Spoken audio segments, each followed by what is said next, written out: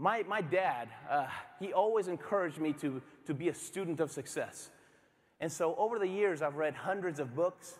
I've listened to thousands of tapes. I've been to many, many seminars like this, always looking for any piece of information, any nugget of information that I could use to give me better results.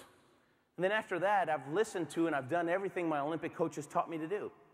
And after all of that, I've come to the conclusion that success is really pretty simple. It comes down to finding an arena that you're suited to play in, finding something you're good at. And once you find that arena, you have to have two types of courage.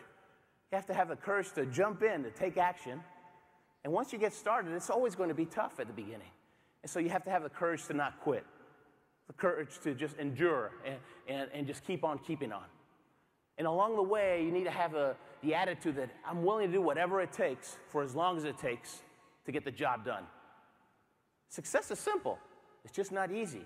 It's tough to do all that. It takes mental toughness. And that's what we'll talk about today, how to be mentally tough, how to be so strong inside that when you come across an obstacle that looks like Mount Everest, all of a sudden you've grown as a person, and all of a sudden Mount Everest looks like a little bump on the road. See, if your obstacles look like Mount Everest is huge. You can't see behind Mount Everest. And so if you lose sight of the dream, you'll get discouraged and you'll quit.